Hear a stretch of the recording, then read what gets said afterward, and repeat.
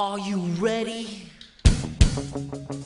Ladies and gentlemen, boys and girls, children of all ages, Tool to Play presents Still Got Game with Derek D. Smooth Nolan and Joel Dude I Rock Albert.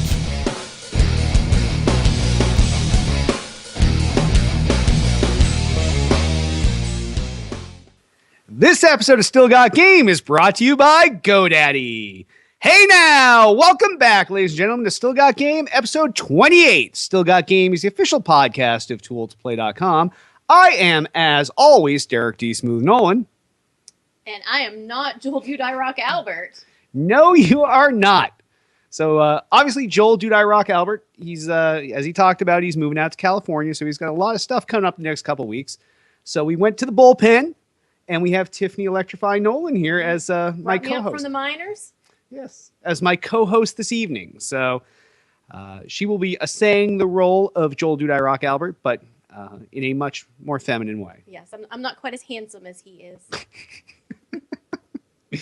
Nice. So we'll try to keep the show short because there's a lot of reading for Tiff, and I know that it's going to be interesting. Yes, looking forward to it. All right, so we'll start off the show ground running with feedback from last week's show. Remember, if you want to leave us a voicemail, it will cut you off after a minute. Shadow comments. With regard to the Ken Levine news, from what I've heard on an industry podcast, it seems like BioShock Infinite cost a ton and barely made back enough to cover it, even though it was a critical darling.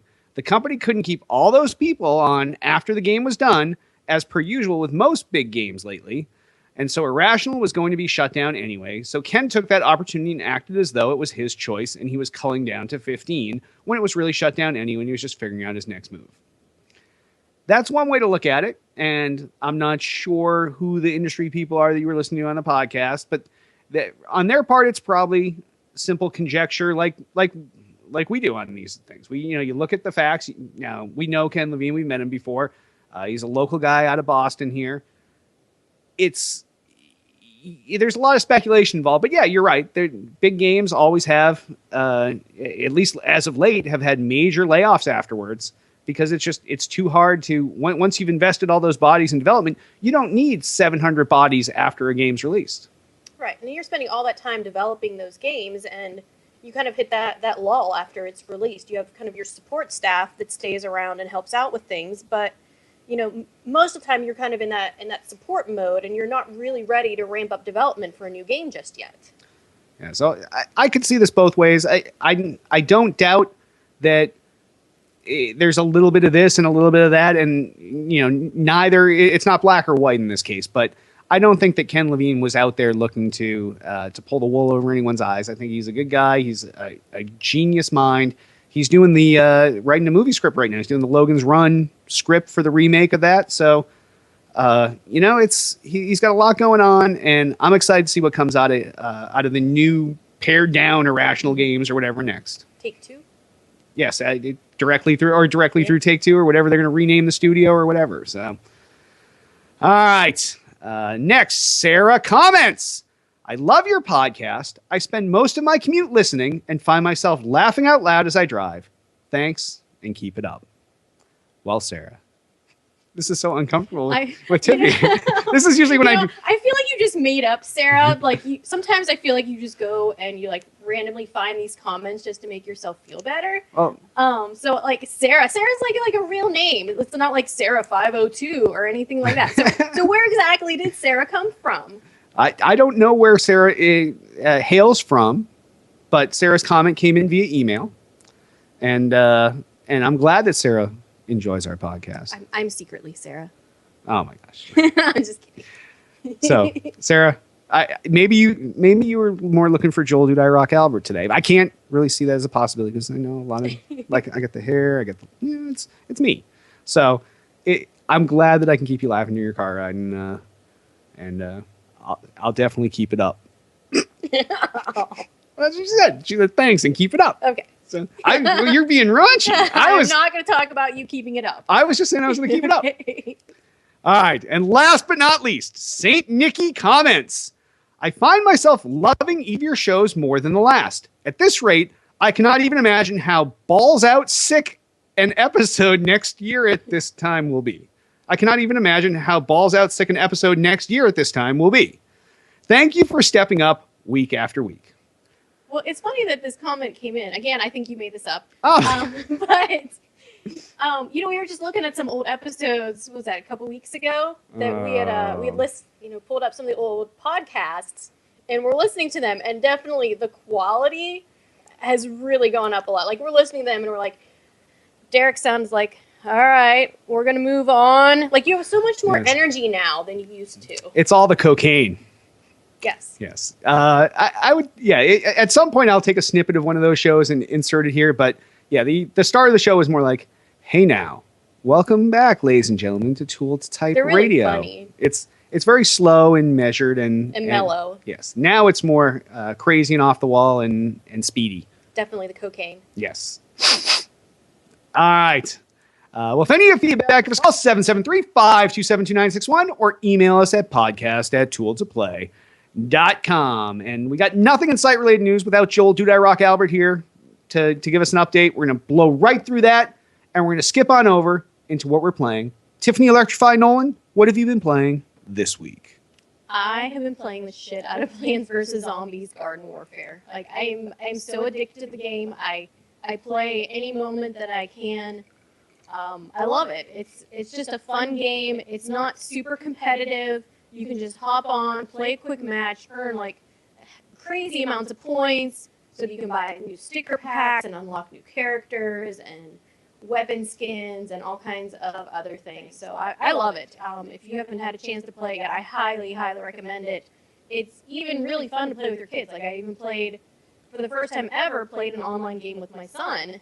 And he really enjoyed playing it. And of course, I have him out of the game chat. I have him in a separate party because he's kind of annoying. He's one of those annoying kids that you would hear. So he annoys me, but I still play with him. He annoys me too. This is a very rare thing, and maybe it's because it's Tiff and I, and not me and Jay. But I have played this game this week, and that's pretty much all I've played. Now, I am not a fucking addict like Tiff. Tiff can't go 5 minutes without playing this game. Like, before we came down to record, I came down here to get everything set up. I went upstairs and she's fucking playing, like, with minutes before the show. It was not minutes. We had like 40 minutes before the show, and he comes up there. He's like, "What are you doing?" I'm like, "I'm playing a couple games." Well, He's like, "No, we have the podcast." We have a little bit more complex setup tonight, and I need to give Hit some time to get us going. But yes, I enjoy the game as well. It is awesome. It's a good time. It's a fun, no consequence shooter. You don't feel bad when you lose. You love it when you win. It's always fun either way. It doesn't matter if you're winning or losing. There's always something going on. It's great looking. It's exciting. So if you don't already have this, it's cheap. Pick it up. It's $40 on the Xbox One, $30 on last gen ghetto platforms. It's just a fun game, and especially with if you want to play with your kids, you can do split screen with it and do some of the garden ops on it. I think it's totally worth the money, especially in our situation, but we'll get to more of that later. Yeah. All right. Well, and then we'll also get to what's going to be adding on to our gameplay shortly. So I guess on that, we'll hop over into new releases. Now, because the new releases is light this week and we missed last week, we will do this week's new release as well as last week's, because last week's was kind of surprising. But the first new release out this week is a multi-platform release, and it is Titanfall. And this is out for the Xbox One and the PC. This is Respawn's first game and probably one of the most anticipated games of this year.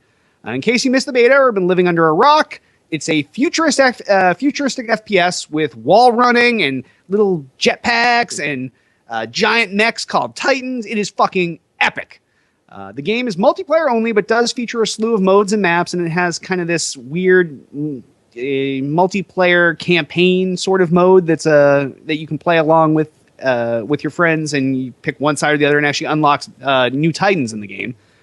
It's the first major release to leverage Microsoft's Azure cloud computing servers for both game servers as well as the AI in the game. So this is the system that Microsoft's been touting since E3 this past year.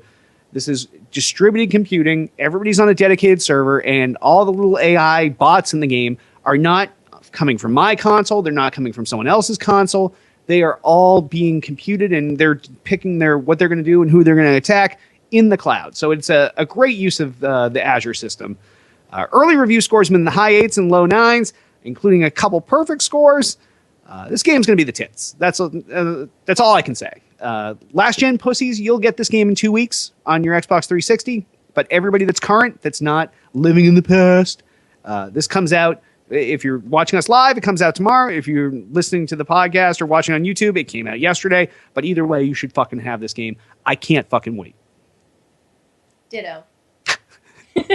Wow. That is I'm very, very excited for this game. This was probably one of my top picks from E3. I love the AI aspects. I love the mechs and the soldiers and how they've really kind of leveled it out. Because you would think, you're going up against this mech and you're like, oh my god, I'm going against this mech as this little soldier guy. But they give you the weapons to be able to do it, and it's just really evened out the gameplay.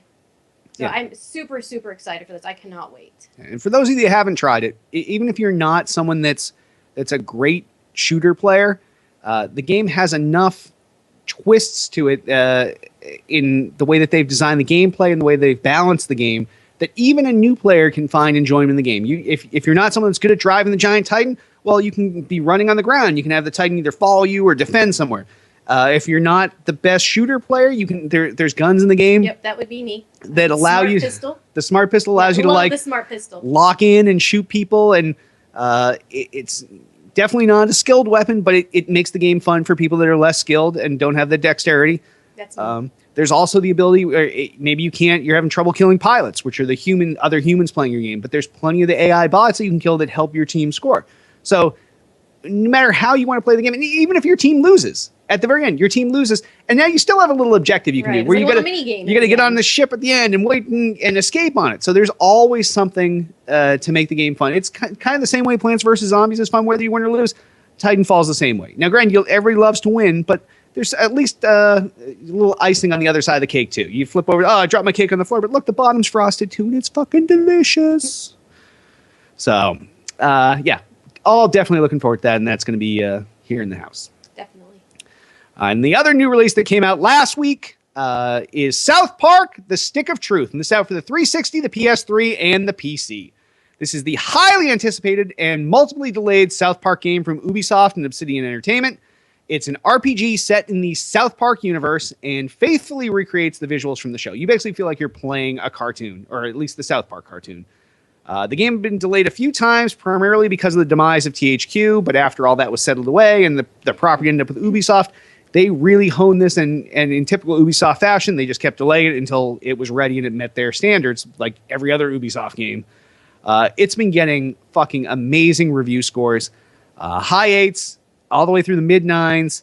I really wish that this had come out on the next gen platforms because I would have picked this up. I can't go back to last gen. I've left that behind. That's popper shit. It's for pussies. Yeah, it's for pussy. It's last gen. Exactly. Nobody wants that. But this game, just such phenomenal reviews. I just hope that they put this out on current gen platforms because the review scores are amazing. And if you're one of those pussies that are stuck in last gen, this is something you should certainly pick the fuck up.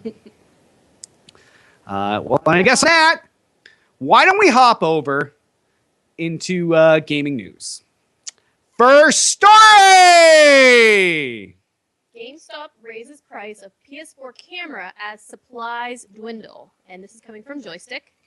GameStop has raised the price of the PlayStation 4's camera peripheral, seemingly in response to supply shortages across multiple retailers. Available at the PlayStation 4's launch last year for $59.99, that's USD, GameStop now lists the accessory at $69.99, a raise of $10 for those of you who do not know math. Retailers Best Buy, Newegg, and Target report that the item is currently out of stock. Amazon has also exhausted its supply, leading to third-party resellers listing the peripheral at $99 or more. The PlayStation 4 camera enables voice-controlled navigation and allows players to stream live video footage via Twitch during gameplay. So this is interesting because there's the supply and demand shortage, and I guess all these idiots that decided to start streaming on Twitch were using the camera, and so now there isn't anymore. It's just kind of wondering what's going to happen now. with the Xbox coming out, and Derek's giving me a funny look because apparently there is more to the story that I did not read. Is that why you're looking at me funny? Yeah, because you skipped like half the story. Okay, well, sorry, it was on the next page. Oh, no. Yeah. All right, so we'll back up 2 minutes. Sony's free PS4 application. Okay, you can't do that. All right. Sony's free PS4 application, the Playroom, requires the peripheral to function. Speaking to Polygon, a Sony representative declined to comment on speculated shortage, but confirmed that the PS4 camera is in high demand. Quote, while we do not comment on the sales figures, shipment, or monthly production quantity, PlayStation camera remains in high demand, and we've been pleased with the camera's popularity among PlayStation 4 owners, end quote. The spokesperson said, quote, we continue to control our production according to market demand and increase the production as necessary to meet the needs, end quote. Thoughts? Practices like this are common for mom and pop retailers, but not the big boys. So what's up? Why are the prices going up? This is kind of disheartening because this is what we expect from retailers. Like when you go search for something on Amazon, it's out of stock and it's like available from 210 sellers and it's like 20 times the retail price. That price gouging on shortages usually happens in that sect of the market. It does not happen from your AAA, if you will, retailers. Your GameStops, your Amazons, your Newegg's, your Best Buys. They're not supposed to do this this flash flood pricing. Like, oh no, we just had a massive storm. Let's raise the price of bread. That's not what they do. So it's kind of disheartening to see that. I'm actually surprised. Well, actually, part of me is surprised that this thing is selling. The other part is maybe they just didn't make as many of these as the market would demand because they didn't expect them to sell. That was the whole point. They were selling a cheaper console, and if you end up buying the camera, you were starting to approach the price of the Xbox One. So I don't understand how this happened before Christmas and they raised the price of the entire PlayStation 4 console package. Like everybody would have been it would have been outraged. Everybody would probably had petitions and boycotted and all that. And it's just interesting. It's just because it's a little peripheral. It seems like it's kind of flying under the radar. Yeah, but really now this $99 cost makes it the exact same price as the Xbox One, and it does not have the same feature set. So I don't know. It's sad to see this happen. I guess it's, as far as the gaming industry goes, it's good that people are out there and they're broadcasting on Twitch and they're embedding their own little video of themselves in the corner. And as we've seen in the past, there's been some nefarious use of the PlayStation camera on the PS4. What do you mean by nefarious use? There's been some sex that was broadcast. Would that be in the Playroom? That was in the Playroom. That's why they call it the Playroom. So yeah. I don't know. It's sad, but hopefully we get to the bottom of the story over the next couple of weeks and figure out what the fuck is going on with GameStop and why they think this is cool. It's one thing for GameStop fuck you when a console comes out and they're like, well, we sold out of the consoles, but we have these bundles that we've created with a console that was not bundled and you have to buy 5 games. And that's fuckage enough. But actually jacking the price on a single item is just too much of a fuck you to the consumer. And meanwhile, we have the new Xbox One bundle coming out that includes Titanfall in it. So I think later on we're going to talk about sales. Was that? Did I see that later in the timeline? Yep. So we'll save that for then. All right. Well, next story. Valve launches Steam Family Sharing game lending system, and this is from Gamasutra. Valve confirmed last week that Steam's Family Library Sharing system is now available to all Steam users. The game lending system was first announced in September of last year and has been available to select beta testers for months. Now that it's live, all Steam users can share games in their Steam libraries with up to 5 other Steam accounts across up to 10 different computers by activating the sharing feature in Steam's Family Library Sharing Settings menu. That was a mouthful. Steam achievements and Steam Cloud save data are tracked separately for each user, regardless of which libraries they're borrowing from. Only one person may play games from a given library at a time, and if 2 users attempt to play the same library simultaneously, the borrowing player will be prompted to either quit their current game or buy a separate copy. Wasn't that nice? The family sharing feature does not allow users to circumvent region-based restrictions or play games that require third-party keys or subscriptions. For more details, check out the FAQ published on the Steam website. So, Derek, what are your thoughts on this? I think this is, once again, this is an awesome step in the right direction.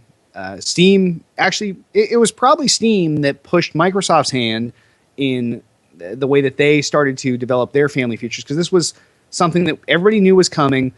They announced the details in September, but the underpinnings of this were, I think, even the year before that were announced that Steam was going to have some sort of way to share games and everything else. Microsoft obviously bit into that, which we'll get into more later. But I really think this is a great system. And some of the details are a little weird where, you know, if you're playing your friend's copy and then that friend gets on to play their own copy, you get a little warning and the friend it gets... sounds like you get booted out and are prompted to buy the game. Yeah, you're either prompted to buy the game, but they do give you time, and it gives you time to save and everything else. But it is kind of that part's a little hodgepodgey, but it's nice that if your friends bought a game that they're no longer playing, like, oh, I've played through Half-Life 2 Episode 3. Now you can share that with a buddy, and if they haven't played through it, it's not like you're going to go back and play it. So they have basically full access to your Steam library, and I think it's really cool. And it's as Gabe Newell always is, it's just progressive thinking from Steam, and it's good for the industry. And what Steam has done, just in general, it has now trickled down in the console industry, and I think we're going to see more and more of these things show up, start in the PC side and show up in the console side. Yeah, definitely. I mean, family sharing is always a good thing. Now, granted, PCs people have a few more of than consoles normally. Except for us. Yeah. But yeah, there's more potential for abuse there, but I still think that, and that's probably the way that this is designed so that it prevents some of that abuse, but definitely a step in the right direction. Next story! Irrational Games Career Day attended by 5-7 Studios, and this comes from Joystick. No, that's 57 Studios. Okay, 57 Studios. See, I knew I was going to do that wrong. No matter which way I said it, you're going to tell me that it was the other way. So, by 57 Studios. You're such a jerk. In a follow-up to last episode's story, new details about the downsizing of Irrational Games, as reported by Game Informer, reveal that 70 irrational employees and 5 contract workers were let go during the studio's recent round of layoffs. The report states that Irrational's self-hosted recruitment day to find work for its excess talent was attended by 57 different studios. by 57 studios. A tweet from Irrational co-founder Ken Levine listed Gearbox, Turtle Rock Studios, BioWare, and Retro Studios among their recruitment day's patrons. Sony Santa Monica's Aaron Kaufman responded to Levine's tweet to note that the God of War series developer would also be in attendance, a studio which recently suffered its own layoffs and canceled a new IP. Levine's initial announcement revealed that Irrational would be cut to a team of 15. The associated layoff spawned an initiative on social media to find new work for Irrational's employees, an effort that preceded Irrational's recruiting day. As for the BioShock series itself, Levine's announcement regarding the layoffs added that series publisher 2K Games will be handling the reins of the universe, while Levine focuses on replayable, narrative-driven experiences. So that was sounds like a great turnout. You know, I was reading this like that was the name of a game studio, not that it was attended by 57 different studios. I know, it seems like a really big number for the turnout. Yeah, it's insane. Like, I was... Well, I remember when Ken Levine first posted this, I don't remember if it was on Twitter or on Facebook, but he said, you know, we're going to do this career day thing. It's going to be here at the office. And there was such a fucking demand from all of these other developers and publishers that they ended up taking a huge hotel ballroom out and setting up there instead, because you cannot fit that quantity of companies in the Irrational Games offices. So I think it's awesome that this was the turnout. I think it's awesome that the industry is going back and trying to pick up these people and help them land on their feet, if you will. So I think that's just it goes to show that the industry is something that takes care of itself. People are going back. And nobody wants to let these guys fall. Now, some of it was weird, like the God of War guys. they just had their own layoffs, and they're like, well, we laid off our guys, but what do you guys got over there? Let's take some of your guys in. So I don't know. It's that part's a little fishy, but it's great to see that all these other publishers know that this is a true talent pool. They really stepped up. They went out there and they tried to pick up some of these guys, and hopefully all these guys land on their feet. We'd like to see that happen, but it's a statement to Ken Levine. It's a statement to Irrational Games that their guys just appear to be in such demand that 57 different companies came out to Boston. Companies aren't from here to examine and pick up these guys. Yeah, most definitely. It's really nice to see the gaming community come together, because so often you kind of see the gaming community kind of go after certain people. So it's really nice to see this happening on a positive spin. Like, everybody's really excited to help out Irrational and help these people find, continuing jobs. Yep. There's nothing bad you can say about it. Good news all around. What are you waiting for me to say? And now this week's one. But you lead into all No, the other I don't stories. lead in this one. This one is your own. Oh my god. Okay, Yes. then you need to point this out in the outline, because you're like the leader and I just I can follow. I can see Hit losing it. I know. Our producer is completely losing it in the background. I'm just here to read Oh, shit. this isn't going to be cut out of the video. This is only cut out of the podcast version. So you got to keep. Okay. Yes. This week's What the Fuck story. Veteran PlayStation boss Jack Tretton to step down. And this comes from GameSpot. Sony Computer Entertainment America CEO Jack Tretton will step down from his position at the PlayStation Company at the end of this month. This is a result of a mutual agreement between Mr. Tretton and the SCEA not to renew their contractual relationship, Sony said in a statement. Sony Network Entertainment International, SNEI, VP and COO Sean Layden will become CEO of SCEA effective April 1, 2014. Okay, really? That's a lot of alphabet soup. But it is, but I'm just looking at the April 1st. Oh, April Fool's Day? Yeah, Oh. is this all a joke? Tretton has worked at SCEA since the group was created in 1995 and was a founding member of the company's executive team. He was involved in the launch of all PlayStation platforms in North America, including the original PlayStation, PlayStation 2, PSP, PlayStation 3, PlayStation Network, PlayStation Vita, and of course the PlayStation 4. Woo! Quote, working at SCEA for the past 19 years has been the most rewarding experience of my career, Tretton said in a statement. Although I will deeply miss the talented team at SCEA and the passion demonstrated every day by our fans, I'm very excited about starting the next chapter of my career. I want to thank the employees, partners, and customers for their tireless commitment to the PlayStation brand, and of course to our fans who have pushed us to new heights of innovation and entertainment over the past 2 decades. I leave PlayStation in a position of considerable strength, and the future will only get brighter for PlayStation Nation. It is unclear why Tretton has decided to leave PlayStation or what he will do next. The announcement of his departure from the company comes during the same week that Sony announced that the PS4 has sold over 6 million units to date. Derek, what are your thoughts on this? Why is Jack leaving?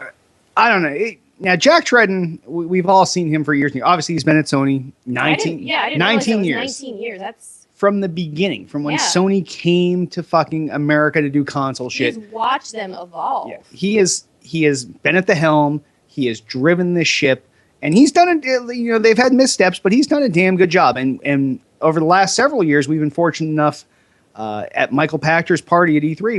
We've seen Jack Tretton there. I've had conversations with Jack Tretton. He is down to earth.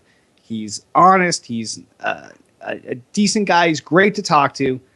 He definitely, and it's fun to see him, be his press conference guy at the Sony press event, and then talk to him the next day at this cocktail party. And he's like, I'm glad that's over with. So I don't know why this is happening. Maybe he just has so much fucking money that he's just like, okay, I'll try something Maybe different. he's just retiring. Because it's a lot of work every year to be the face of a company. So all year long, he takes abuse for the missteps. He gets kudos for the upsteps. And he knows that come June every year, he's got to get up there on stage and resell the whole thing. And I guess if there was a time to go, it's the time after you sold a console and you did well with it. And then you don't have to go there to E3 the next year and be like, we're back here at E3 again, and Sony's got all these games for you this time and no hardware, because it's much more fun to do these press events when there's new hardware versus just iterations of software and software announcements. So, I don't know. Yeah, It's like there's nothing that makes sense. He's at the height of being there. It just seems like I know, go out with a bang, I guess. Best career ever. Like the Michael Jordan thing. Yeah, exactly. Go out on the top. Exactly. Yeah, it's so just we, definitely wish him well. Be interesting to hear what he does go on to next. yeah, it just doesn't make sense. D Smooth, what do you think of that story? Tiff, this story has me saying, what the fuck? And on that, we'll jump on over to the mailbag and voicemails. Blue Steel asks, I have a friend who's going to buy a One for his kids before summer. He's trying to decide whether to buy games on disc or digitally download them, as he wants to be able to share his games with his kids. Since you both have Ones, how is the sharing of digital games working out for you? It's fucking the tits. I love it. Best thing ever. Half price games all the time. And the more consoles we get, the cheaper it gets. Yeah, exactly. Yeah, I mean, I think it really, I don't know how much sense it makes when you have one console with the digital downloads, other than you don't have to worry about dealing with the game discs or swapping discs or anything like that. But where it really helps out with the digital downloads is when you do have more than one Xbox in your household, because like Derek was saying, you can buy one copy of that game and share it. So it's really made a huge difference in our home. I think we're probably buying a few more games than we would have in the past, which isn't saying much, but because we did buy a lot of games before. But maybe we don't feel quite as guilty about buying them because we know that we're sharing them. Yeah, our cost is cut in half. So instead of every time a new game comes out, it's going to cost us $120. It only costs us $60, which is now basically we're paying $30 per copy of the game. So, for example, we're getting Titanfall tonight at midnight. So that game will be purchased by Tiff on the upstairs Xbox where she plays now, and the downstairs Xbox here is set to be both of our home Primary consoles. console, yes. So anybody can play on the home console without that person logged in. The person who bought the content needs to be logged in on the console to play. So Tiff will be able to play tomorrow upstairs because she'll be logged in there and she purchased the content.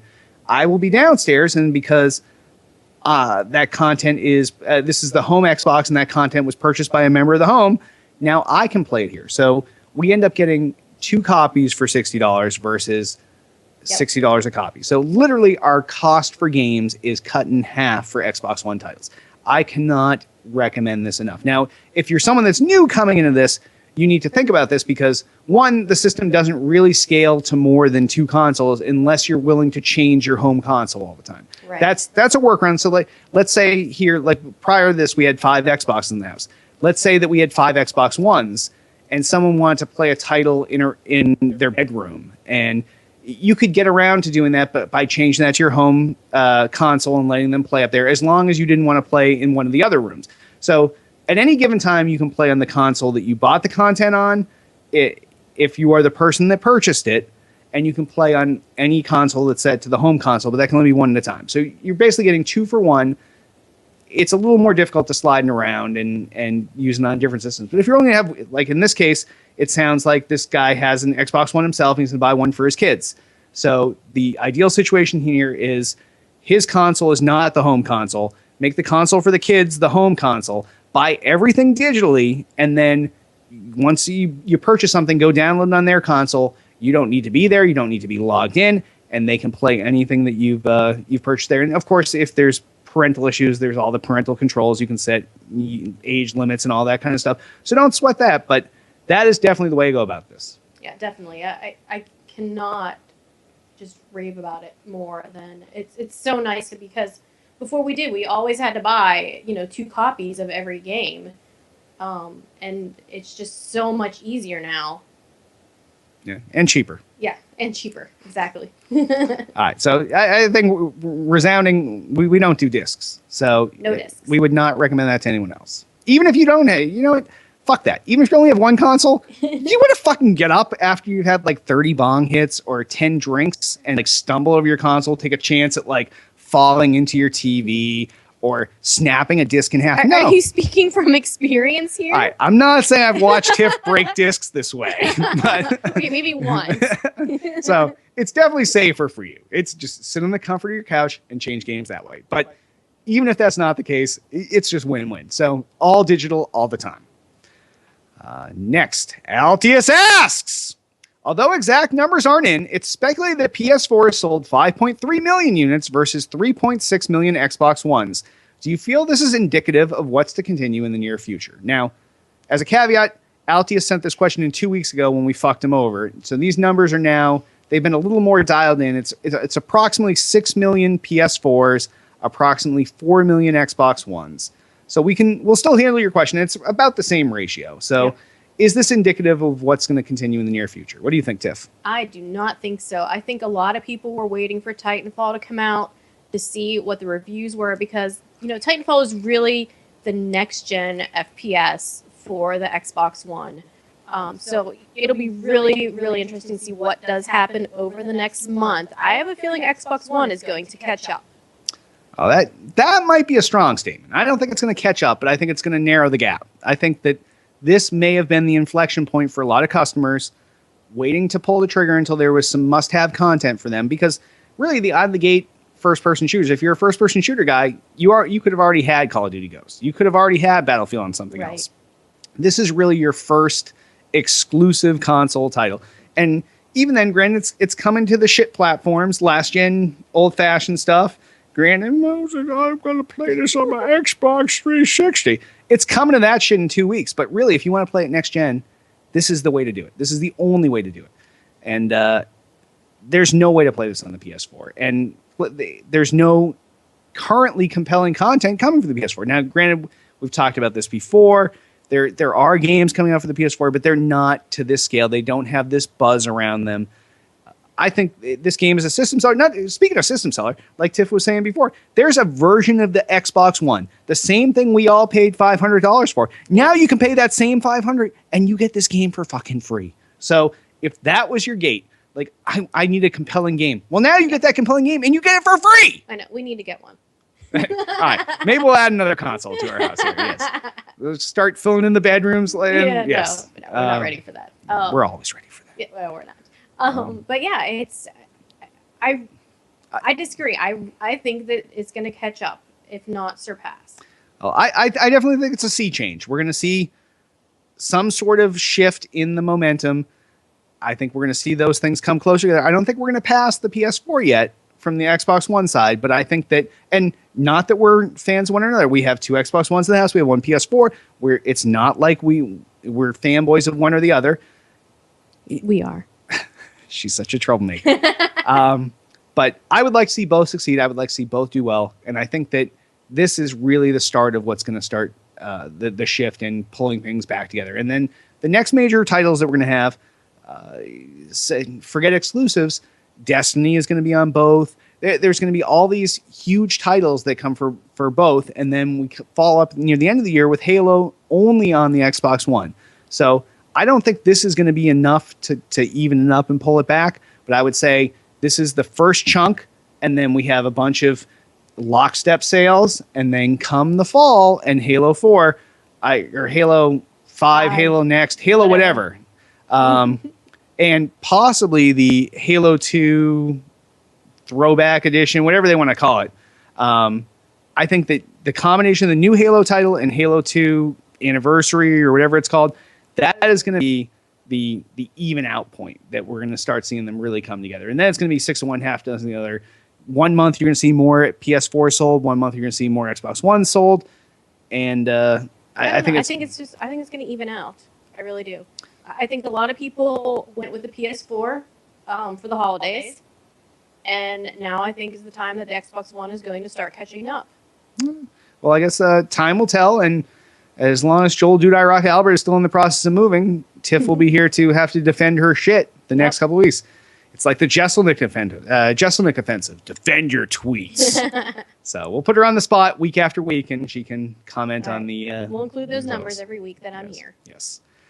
All right, well, thank you. Feedback, give us a call, 773-527-2961. Email us at podcast@tooltoplay.com. You can also comment on this episode's thread on the Tool to Play homepage. Sponsors! Remember, by supporting our sponsors, you help to support Still Got Game. GoDaddy! Starting at less than $5 a month. Web hosting from GoDaddy.com includes 99% uptime, 24/7 support, and free access to the GoDaddy hosting connection. The place to quickly install over 50 applications like WordPress, Joomla, Drupal, Ear, OS Commerce, and more. Go to tooltoplay.com/GoDaddy for great deals on new.com registrations and renewals starting at just $1.99. Some restrictions apply. See site for details. Get your piece of the internet at GoDaddy.com. And if you'd like to sponsor us, you want a fucking sick-ass motherfucking read like that, where we take your Looks shit. like you're fucking auctioneer going on there. I know, that's what you do. And then I do the really low volume, like, some restrictions apply, see site for details. Like, if you want an awesome read like that for your product, you tell us what you want to sell. We'll tell you what you're going to pay us. We'll sell it, you pay us, boom, done! Twitter us up. You can find everything Tool to Play related at twitter.com/Tool to Play. Everything podcast related at twitter.com/still_got_game. I came to the internet, got of everything that's fucking holy at twitter.com/Derek Nolan. I'm at twitter.com/electrify. Also, so tame. Facebook. Somebody has to calm you down. This is the fucking cocaine fueled part of the show. Facebook the fuck out of us. Facebook.com/Tool to Play. Facebook.com/Derek Nolan. I don't know what I changed my Facebook to. All right. Also, we have a YouTube channel. You can find it at youtube.com/Tool to Play. Go there, subscribe. You will get notified every time there's a new episode of Still Got Game. Anytime there's any of the other shows that Tool to Play has produced, like Tiff has a show that's in progress that she's got one episode in the can it of. died. She may resurrect that. Hit's got a likely. show. Hit's motherfucking quick hit shit, motherfucking hit shits. Whatever he wants to call that shit. Sometimes he calls it quick hits, but it has a million names. Like, Quick Hits is the last name you call Quick it. hit shits tits. Quick Hit shit, motherfucking shits. So Hit loves his show. He goes on there. He comes, like, there might be an episode this night at midnight. Who knows? There could be. Hit's gonna go out there. He's gonna have a shrink wrap. He's gonna be like, Oh, look what I got. him. Look what I got. I got Titanfall here. You guys And can't see Hit, but we see him, and he's like shaking his head like a motherfucker Hit's- right now. Hit's gonna lick the shrink wrap, and then he's gonna tear it open. He's gonna tear it open with his teeth. He's gonna smell the disc, and then he's gonna be like, "Welcome to Hit's quick motherfucking hit shits." Okay, but what if he's getting a digital copy? Oh, he's not. Hit's too old school for that. Oh, okay. Hit loves discs. He loves to use them as coasters when he's done. He loves to resell them. He loves to have 20 bong hits and then try to get up and change Yeah. his discs. Well, it's vape hits for Hit. Like, he's not doing bong hits. He's just like, I'm gonna go fucking break discs. But yeah, Hit show will be on. TV. Yes, and Stone Studio breaks his TV. Right, yes. Okay. So Hit show will be on there. All the other shows. YouTube.com/Tool to Play. Subscribe. You'll be notified when all this stuff comes. We also have an app in the iTunes App Store. Absolutely free. Go there, get that. No, we get all the shit from the Tool to Play homepage, but you will also be notified of these same said YouTube videos. So you'll know when we put up content. You know when there's shit on the homepage. The app is a work in progress, so download it and please comment and give us feedback on it so we can make it better and give you what you want. When are we going to update the app? As soon as Jay gets off his ass and out to California. Okay. Also, please rate and review this podcast in iTunes. We need a number of stars. How many stars is that, Tiff? 10. No, that's not allowed. What's the max number of stars? 5. 5 is correct. 5 stars is the correct review. A review that basically we need you to go in there. We need to say something nice about the show. Like, the show is awesome. Derek D. You Smooth need to get down Nolan. in your sexy voice. The show is awesome. Derek D. Smooth Nolan is so fucking handsome. He is. He's so dreamy. I aspire to be like him. He has these mini man bangs on his head that are fucking delish. He could probably stab a bird out of the sky with those and then cook it and feed it to a community of Ooh, people. He could use chopsticks to trap a fly. Wow. Yes. These are the things that make this show great. And because I listen to this show, my life is better. End of review. So now you think we were just making that up. We were both reading that off of someone's iTunes review. Like that is literally No, verbatim. It's another one that you made up. Oh no, that was Hits review. Look, it's by i6 Hitman. Okay, so that was Hits review on iTunes. But anybody can leave a review like that on iTunes. So definitely, please go there, give us 5 stars, and tell people how awesome we are. So Hit thinks you're dreamy. Yes. So join us each and every Monday night. We are on live 7 p.m. Eastern, 4 p.m. Pacific, twitch.tv/Tool to Play. And that is where you get this version of the show, the train wreck version. And, Absolutely. I bring the train. And then you can hop in the chat, and that's where you get to contribute to the show. You get to kind of steer the direction in which we go. So this is an experience like no other. So definitely join us each and every Monday night. I miss being in chat. It's really hard to be snarky while I'm on the show. Yes, it is. It's you cannot do 2 things at once. No, I can't. You can either be awesome or you can be an asshole. I'd much rather be an asshole. Well, I'm leaving that to Selden. I see him in the chat right now. Good job, Selden. All right. On that, why don't we wrap this episode up? I am Derek D. Smooth Nolan. I am Tiffany Electrified Nolan.